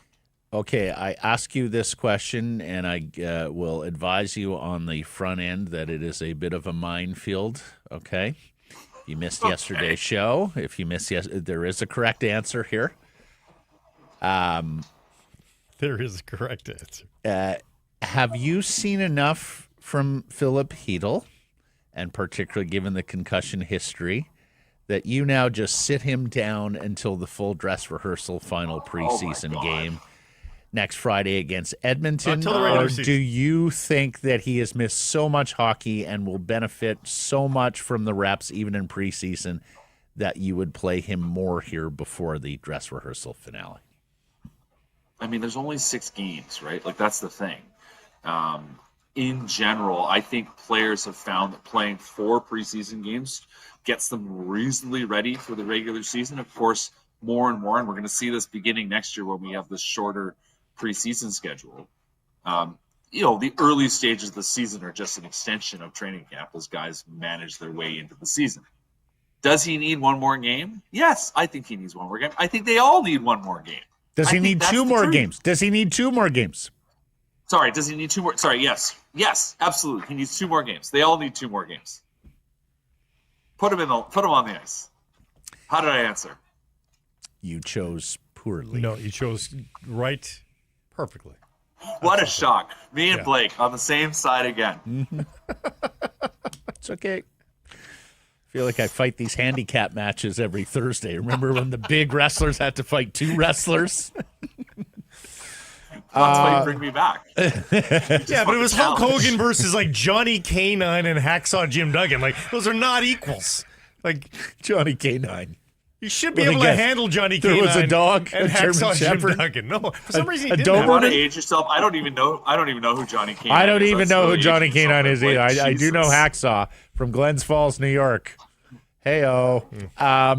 Where's Steve Ewan? Steve Ewan's calling in right now. Yeah, right. Mancini going to make this hockey team? Another guy whose stock is up. Yeah. I do think there's a little bit of, I think maybe a bit of gamesmanship from Adam Foote. Like, he sees a player that's close. I think he maybe is much about what he's trying to push Elias Pettersson a little bit, the defenseman. Just say, listen, kid, like, don't forget, we love what you've done, but don't forget there are people behind you. So let's keep the foot on the gas. So yeah, Mancini's certainly an option, but I think more than anything, this is about pushing Elias Pettersson, pushing Tom Willander, like all the guys that should be there or close to be there, and just reminding them, like, you are not the only option. Do not rest on your laurels. Are you breaking free? Because I'm pretty sure you were, Tom Willander down to the farm to steep for a little bit. Yeah. Are you breaking from that a lot? We're starting to see some improvement here from the kid. I think fundamentally you set the kid up to succeed. I think you send him to the AHL, you let him get used to pro hockey, let him build up what he's doing. Yeah. And again, that's another one. Like, you're kind of this. It's almost like those three, really. You put those together. Put Pettersson, put Mancini, put Willander. I mean, Kudryavtsev to a degree, but Kudryavtsev's, I think, in a different category. But those three, and just say, listen, guys, like, there's only one spot here right now, and if you want that spot, you got to push for it. And if you're handicapping, yes, absolutely, Willander's he's show, and it's down to Mancini and Pettersson to winner place. So I think Willander has to be so clearly, undeniably better than the rest to start the season in Vancouver, and that is going to be particularly difficult if Mancini continues to play. Absolutely. As he plays. Do you have anything else for him? What else caught your eye last night? We've talked Chytil, we've talked Cootes, we've talked Hoglander and Mancini. Give me another name. Give me something else that. I mean, it was such a. Thatcher Demko got a nice solid start. It's hard when there's 6 or 7 NHLers on each roster. Like, it's hard to pull out that. Okay, let me go dark horse. Let me go dark horse. Does this team need more muscle? Does Joe LeBate have a flying chance in getting the final spot as the enforcement guy that watches 60% of the games? I so want this to happen, but I think we've got to be realistic. I mean, I had a great conversation with Joe. Like, it's weird when you have a player you kind of go back with. Like, he and I go back to my Canucks Army days, because when he was just a prospect and a guy you just kind of tracked down and was playing, in the minors for Utica and things like that. You talk to him on the phone. He's in Wisconsin or whatever. Like, truly, guys, a lovely guy. Yeah. And a really good person. He revealed, so we never knew at the end of, I think it's 2017-18. He only played 38 games for Utica that year and then just disappeared. And, like, nobody ever knew. And, like, I was actually messaging with old Ben Burnell. I said, Ben, do you remember? And he goes, no, actually. And he looked at his notes. Like, they never told us. And what Joe revealed, and I wrote about this the other day, is he suffered a very serious hip injury. And to the point where he actually had to think about life, and was able to come back and played and became a contributing player and solid AHLer. Went and played in Kazakhstan in the KHL. Had spent a season as partially. I mean, this team in Astana was atrocious. 14 wins all year, but he got to play first line center, be on the power play. He said it was great for me, great for my career. He's just a guy. I wrote it. He's an everyman. He is us. He is. We want him to be the guy. So listen, he'd be a wonderful story. He knows who's coming. He obviously knows Ryan Johnston. He knows Manny Malhotra. Those were guys. They were development coaches when he first was with the Canucks as a player. He's a great story. I do not think he is going to make it, but Blake, you are right. He brings a very clear element that this team does not have a ton of. Now, obviously, most NHL teams don't have it anymore, But you know what? Let's go. We are all Joe LeBay. You say he knows Manny Malhotra and Ryan Johnston. They were damn near teammates. He I goes know. back that far. Oh, no, I know. He His literally first year in Utica's 20. Go ahead. I was going to say, he points out he was teammates with the Sedins. Yeah. Right? His 16, first played on that Willie. Yeah. He 16, played 17 Willie's last season. 2 games in Utica in 14-15, gentlemen. Yeah. He actually played 13 games with the Vancouver Canucks in 2016-17. I bet you Blake has absolutely no recollection of those. I remember that he was a Canuck. Yeah, but that's it. He pasted Matthew Tkachuk. You go look, there's a highlight. He absolutely pasted Matthew Tkachuk sort of on the back check, and then had to answer the bell at the next faceoff with guess who from the Calgary Flames? Michael Furland. That's how long ago all this happened. Wow. And well, he was a tough customer here. Like it really seems was. like more. It seems like the fighting thing has gotten a little bit more pronounced with him. Yes. In the years since he left the Canucks organization. He recognized sandpaper was going to be his calling card. You know, he's 32. And he's 6'5", 210. Like he's a big giant like, boy. I couldn't believe Farabee well wanted a piece of that, wanted that smoke yesterday. I had to look up Farabee's weight today. I'm like, how big is Farabee? He's like 6 foot 190. I'm like, whoa, boy. I mean, you were giving away inches and poundage. Well, if you want to feel, sort of heartwarming about a hockey player's career, go look at his Hockey DB page and click through the pictures, because his smile gets bigger and bigger and bigger, because he's just like, I can't believe they're still paying me to play this game. He is still playing professional hockey at 32 years of age. Remember, out of the Holy Angels Academy, and then 4 years at the University of Wisconsin. And as you say, a stint in the K with Boris Astana. Nur Sultan Boris. Like, not even the Russian team. Bears, I believe it means K Bears. wanted him. He had to go to Astana Bears.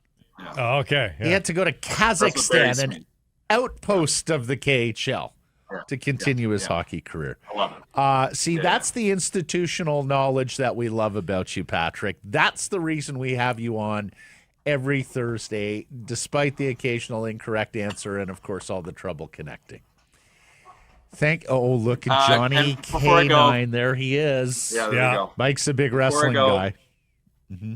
Before I go, we got to remember a shout out for the Canadian women on Saturday. Oh, yes. Oh, we are all over this story. Yeah. We are all over this I had a wonderful chat story. with Julianne Zussman. Story will be up soon. Richard's sister, Julianne's brother is Richard Zussman. No, Julianne's great. She played for Canada in 2014. She went on to be a ref. And we talked all about how these girls, these women. So give me the Coles notes, because I had a couple of people at Yellow Dog, because they won the semifinal just as we were finishing up Friday's show at Yellow Dog. And I had a couple of people around the bar ask, how did they get so good? Like, what was the catalyst to this incredible tournament they've had, where they've just destroyed everyone in their midst, including New Zealand with all of their rugby history? How did this program get so good, Patrick? Well, I think the two key things, and Julianne points this out, is one, we've had what we call mini rugby in this country for 20 some years now. So a lot of these women have played since they were very young. Like Caroline Crossley and Sophie DeGoody were teammates when they were like 7 and 8, so they've been learning the skills, and there's a multi-sport athlete element. Women's rugby forever has been a very sort of self-driven, need really good volunteers to make stuff happen sport. It's been in universities for 20 years. It's a youth sports sport. So there's an institutional support for it. So the sort of the broad base of skills is incredible, and there's just that snowball effect, right? Like all the women on the team now were teenagers in 2014 when the women made the final of the World Cup and lost to England. They were teenagers when Canada won bronze in Rio, when Sevens made its debut in 2016. Like, this has been a sport, much like women's soccer, where there's a target. Like, I can do that, I can be that, and we actually have infrastructure. Even though it's all amateur, and the story about them needing to fundraise, fill a funding gap of $1 million is important to understand. And they need to go find ways to not have that be going forward. But across the board, they've been able to do that. And then on top of that, they are talented enough that a lot of these women are able to play in England. There's a professional women's league in England, and so a number of them play in England, and so they're just functioning as full-time rugby players, and the talent is there. And Delete Kamenan, who's the prop, like Julianne pointed out, like, look at her. Usually you change over your front row just for pure use, because players are tired by minute 55, and you bring on your subs for the last 20-25 minutes. She played the whole game and made a break in minute 78 against New Zealand. Yeah. Like, there's just some true outstanding talents here, and it's a wonderful story and a wonderful team. How did I know if we opened that up to him, he'd give us a 3-minute nerdy rugby answer? Because that is who Patrick is. 2014, 21-9 for England in 2014. So there's our revenge score here. Yeah. Blake made the comment the other day, watching Victoria's Sophie Deguda. She looks like Jonah Lomu in terms of her power and speed. I had to look it up. She's 6 feet tall. Yeah. Like, she is not a tiny human. And fast, though, and too. Fast and big and intimidating. Yeah. If you don't know what we're talking about, Canada, England, Saturday morning before 82,000 people at Twickenham, the hallowed home of English rugby for the World Cup Championship. Get your Saturday going with some coffee in the rugby. Yeah. Patrick, thank you so much. Till next week. Off to practice. See you guys. So here's some price from the historic wall center built by Arborly, and it was so fantastic seeing our buddy Rob Preston from Arborly Developments today. First time we had seen Rob in a while. He was Rob on the road on our show for years and years and years, a regular contributor, and we started this venture 4 years ago. Blake, to our absolute delight, he was like, I can build you a studio, and sure enough, he did. So all of this. Marvelous seeing Rob. He was a founding partner and collaborator here on Sick Harrison Price, and we appreciate all the work he and Arborly have done for us. If there's a game night going on, why don't you make it a game weekend? Turn that ticket into a downtown getaway with a special Sick Harrison Price rate here at the Wall. Book 604-331-1000. Say you heard it here, some blackout date supply. And then you can come by and wave at us. Based on availability. Windows here in the lower lobby level of the North Tower when there are big conferences on at the Wall, as there is today. We tend to get a lot of people looking into the storefront window like we're zoo animals, and occasionally waving. The Rocky Mountaineer faithful also lining up to check in. They also check in on us. They're very inquisitive, the Rocky Mountaineer people. Vancouver Whitecaps FC pull one from the fire last night at BC Place. They are in a late 1-1 draw with the Portland Timbers. Strange one. On a set-piece header from Brian White. There he is again. Well, him with his feet, the flick on from Laborda, and he stabs at it on the goal line and tucks it in. And then moments later, has 3 points on his boot, only to guide it wide. He was head in hands at that moment, and at the end of the match, I've never seen him do this. He was in a squat with his head in his hands for, I don't know, minutes. He knows. He had the game. They were right there to smash and grab 3 points. They settle for the one. He was making his return to the lineup, and they needed him because they were playing without 6 or so starters and guys who would have started had they been healthy or eligible. It was the second youngest starting lineup in the Caps MLS history, so they were hardly the juggernaut that we've seen over the last 4 games, especially in a desultory first half, but they rebounded. They still get a point. At halftime, they got their chances, eventually converted. 1 point back now of San Diego with a game in hand for top spot in the West. 2 points ahead of Minnesota for second place. They are now mathematically behind Philadelphia for the Supporters' Shield given to the best team in MLS. They're 4 back of the Union with a game in hand. And Miami's got the win and they're in driver's seat now too. Miami, which Vancouver had going into last night. Yeah. They faced their other Cascadia rivals, Seattle, Saturday down the I-5 at Lumen. And as for the Cascadia Cup, Caps didn't clinch it last night, but they can versus the Sounders this weekend with a draw. The shutout streak ended at 326 minutes across the past 5 matches, where they outscored the opposition 15-0. And the funny thing is I would say that was amongst Takaoka's best matches of the season. He has not been asked to save the day much. Nope. He kept it. I mean, Phil Neville, the coach of Portland at halftime, said we should have been up 4-0.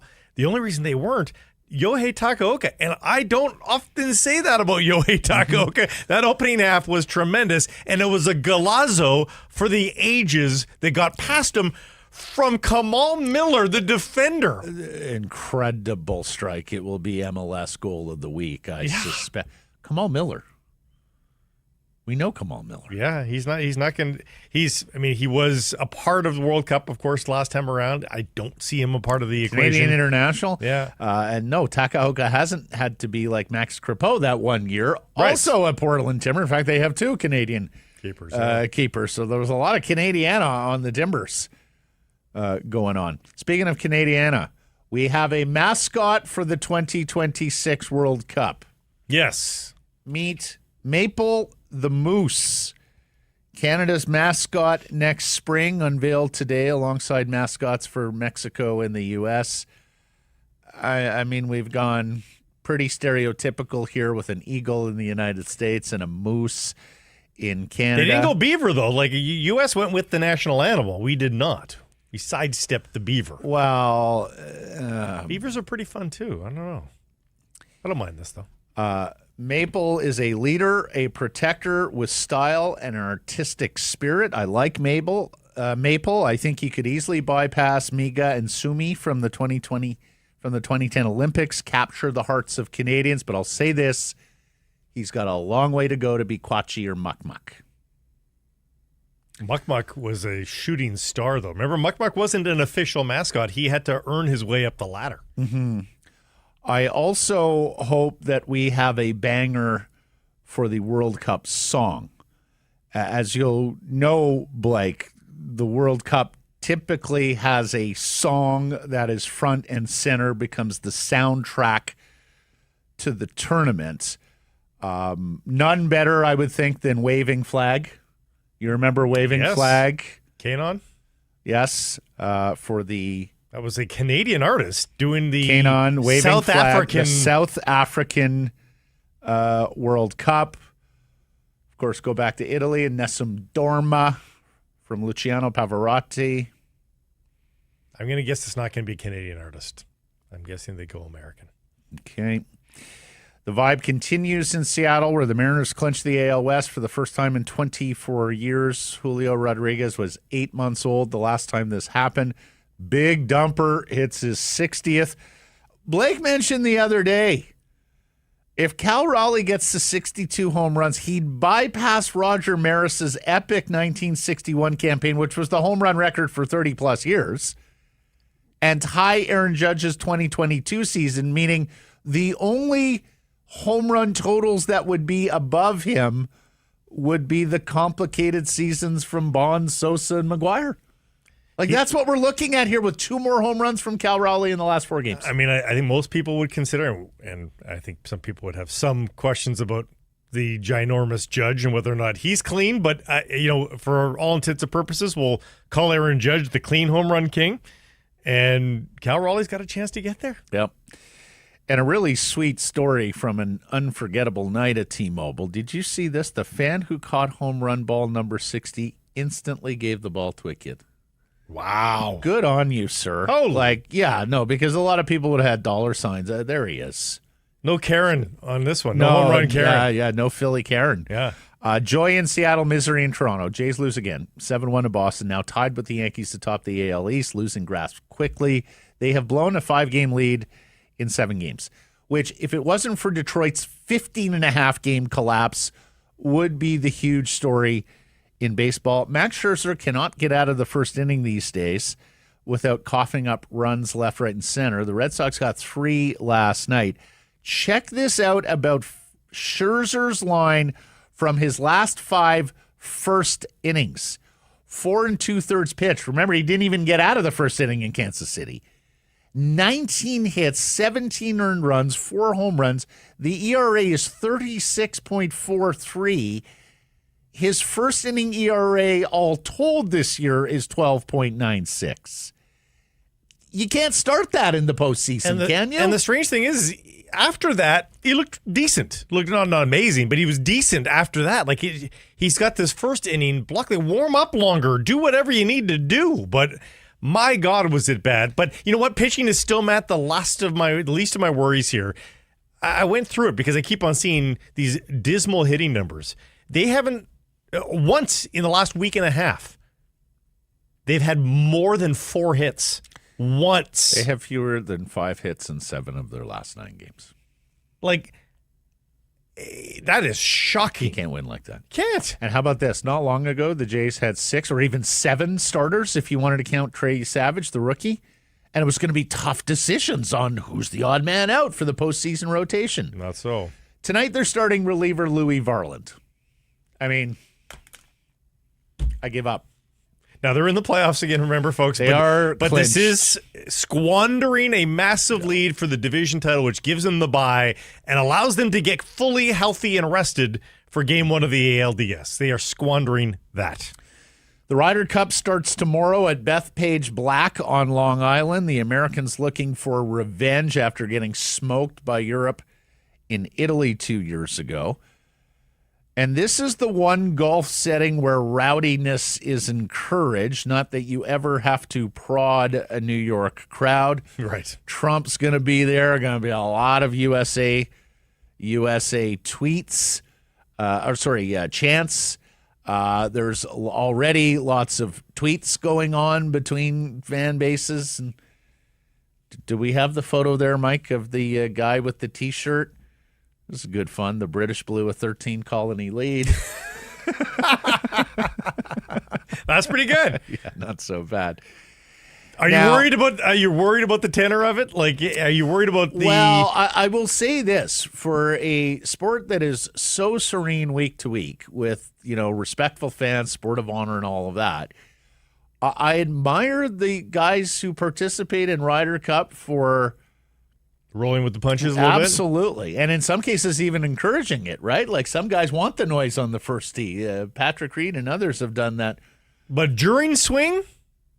Well, in backswing is another matter. Right. But there's more noise that goes on at this tournament than anywhere else, Blake, and I think they just have to deal with it.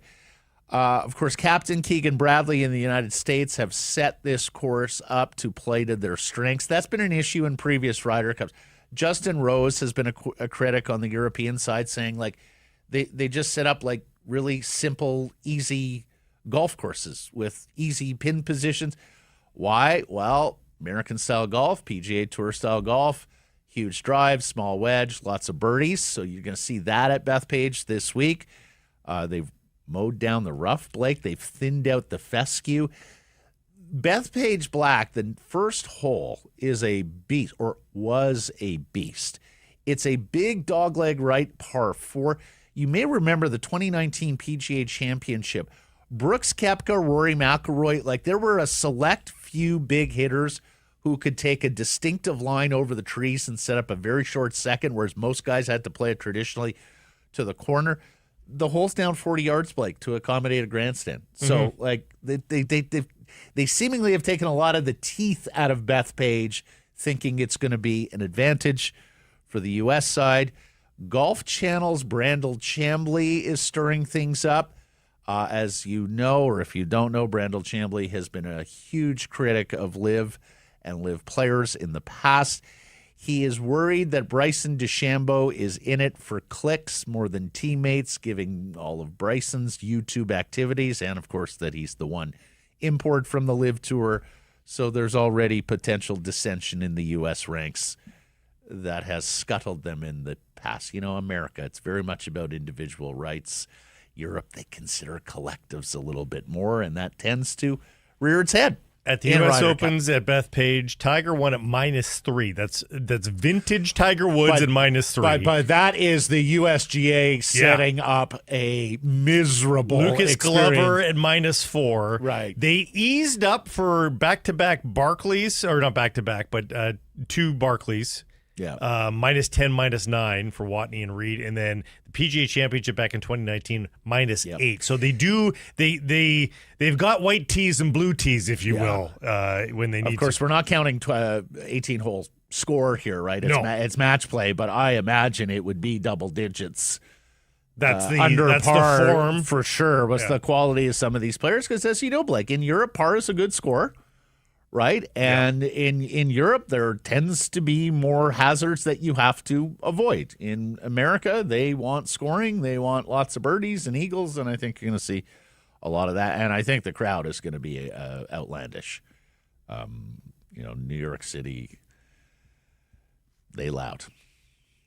If you ever gone to a game at Madison Square Garden, like there's not a lot of prompts on the scoreboard to make some noise. They do it on their own. Pop and Sucks might be chanted. Yeah, exactly. For sure will be chanted. BC Lions home tomorrow versus Toronto for what is essentially a win and you're in game playoff-wise. Leos would hold a 3-game edge over the Argos and at least a 2-game edge on Edmonton with the victory. Of course, holding the tiebreaker against the Elks as well. They play them one more time. Bottom line, if BC wins this game, it would take a Blue Jays-like collapse to miss the playoffs from here. Nathan Rourke, the CFL Player of the Week for his 5-touchdown effort versus Calgary. Keon Hatcher, Xander Horvath on the CFL honor roll. Man, what did I say the last time? They had a chance to win 3 straight games. Yeah. Show me. Do it. Show me. James Butler returning from injury, but Horvath remains on the roster. Jarrell Broxton made it back at left tackle. So did Bradley Anai at defensive end. The bad news, safety Christophe Beaulieu is out. That's a Canadian starter. And so, Blake, the pride of North Vancouver and Edgemont Village, Jackson Finley, the rookie from the University of Western Ontario, will make his first professional start at safety. He's played enough on the regular defense this year to make 10 tackles, so he has dipped toe. Vancouver College product. I'm sure Brian Shue and the staff there are very, very proud. Some watch parties at Level 10 Fitness, Jax. perhaps, for Anthony. So I'm sure the family will be watching. Yeah. And big one tonight on Thursday Night Football as the Seattle Seahawks head into Arizona to face the Cardinals. Blake, we've been talking about this NFC West all season long, and joining us to talk a little bit more about this game is our intern Braeden Goodman, who has been with us for the last few weeks from BCIT. Big football guy, I Welcome, understand. Braeden. Good to be here, gentlemen, and yes, absolutely love the pigskin game. So tell me, 2-1 Seattle, 2-1 Arizona. What are you looking at tonight? Now, this is a big-time matchup. Whichever team loses this one, they're going to be 0-2 to start the year in their the division. That's a good shout. So there's a lot of tiebreakers, a lot of stuff to kind of take into consideration. But I think the Seahawks get it done in the desert tonight. You were telling me the run. I was surprised to hear this. How good is the run defense this year for Seattle? Well, they're a top 5 unit. They're only trailing the Green Bay Packers overall as a defensive unit in points allowed per game. So I think the Seahawks defense is going to stifle the run game of the Arizona Cardinals. With no James Conner. No James Conner. Yeah, So Trey big one. Benson, he's going to be thrust in the spotlight. And the Seahawks, interestingly, are getting to the quarterback, the 4th highest rate They are. in the NFL.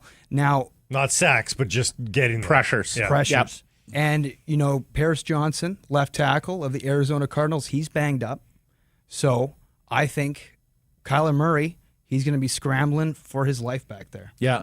This time last year, Seattle was absolutely atrocious stopping the run, so much so that they moved on both their newcomer linebacker additions. You remember that?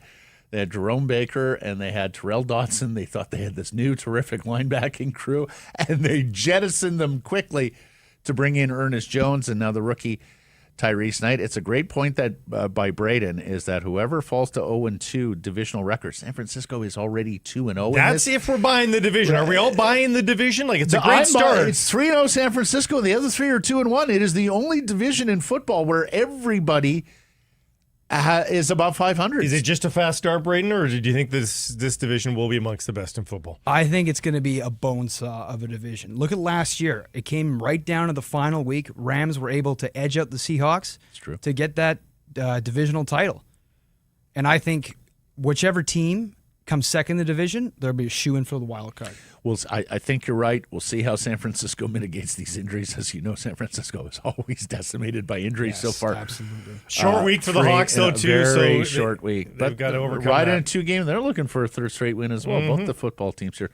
Just quickly, expectations for the Canucks this year? What do you think?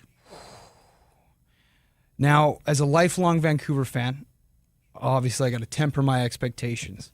A lot needs to go right for the Canucks this year, but that being said, it could do just that. You know, Thatcher Demko, he's a Vezina candidate. Quinn Hughes, probably the best defenseman for my money in the league.